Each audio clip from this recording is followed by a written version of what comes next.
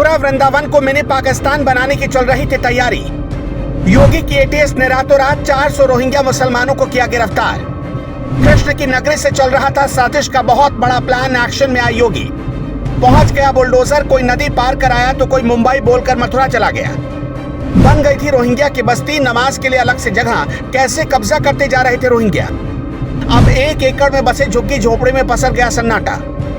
मथुरा वृंदावन में बैठकर चल रही थी मिनी पाकिस्तान बनाने की तैयारी। धीरे धीरे हो रहा था कब्जा। धीरे धीरे बन रही थी मस्जिद। एकाएक योगी तक पहुंची खबर। फिर रातों रात बुलडोजर निकल पड़े काम पर। एटीएस की टीम पहुंची और अब तक 72 लोगों को उठा लिया गया है। ये रोहिंग्या भारत कैसे आए, सुनेंगे तो हैरत में पड़ जाएंगे। इनका तरीका धीरे धीरे भारत को तबाह करने का था। धीरे धीरे इनका कब्जा बढ़ता जा रहा था और ये लोग सरकारी जमीन पर कब्जा करके बसते जा रहे थे। इसका सबसे बड़ा सबूत देखिए। जोहरा नाम की एक लड़की इसी रोहिंग्या बस्ती में रहती थी। उसकी राजस्थान के नूह में शादी तय हो चुकी थी। जोहरा की शादी जैसे ही हो जाती वो भारत की नागरिक बन जाती और किसी को कानो कान खबर नहीं होती। ये तो सिर्फ एक उदाहरण है। मथुरा में करीब 400 ऐसे लोग थे जो हर दिन भारत की नागरिकता लेने की कोशिश में थे। कोई न कोई तरकीब आजमाते थे, लेकिन रातों रात यहाँ एटीएस पहुंच गई। इसी बस्ती में एक मदरसा भी था और उसी में एक मस्जिद भी मौजूद थी। यहाँ पहुंचने पर पता चला कि यहाँ एक मौलवी बच्चों को पढ़ाता था। पुलिस ने उसे भी गिरफ्तार कर लिया।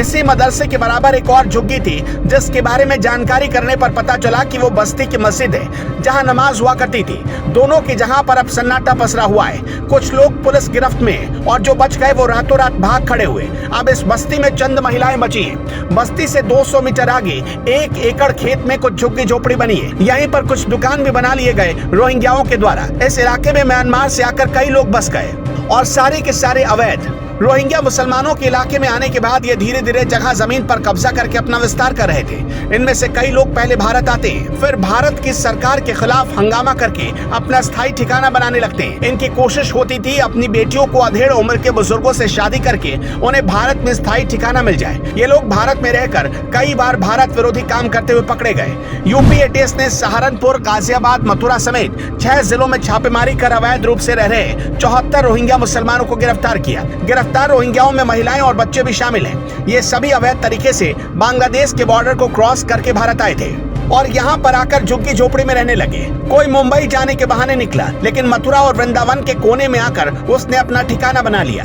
कोई नदी के रास्ते आया, कोई समंदर के रास्ते आया। मथुरा के थाना जैंत, अलहपुर और कोटा गांव के बीच बड़ी संख्या में रोहिंग्या झुग्गी झोपड़ी नजर आती है। एटीएस टीम ने मथुरा पुलिस के साथ टीम बनाई। टीम ने आगरा दिल्ली नेशनल हाईवे पर अलहपुर गांव के सामने की तरफ बनी झुग्गी झोपड़ियों में जब पहुंची और छानबीन शुरू की तो पुलिस के भी होश उड़ गए। रोहिंग्याओं के हिंसा के बारे में पूरी दुनिया जानती है, इसलिए यूपी एटीएस ने रात के अंधेरे में 2 बजे चारों तरफ से बस्ती को घेरा। फिर एक एक घर में जाकर तलाशी की गई। सभी के कागजात चेक किए गए। 8 घंटे तक कार्रवाई चली और इस टीम ने मौके से 29 पुरुष और 2 महिलाओं को गिरफ्तार किया।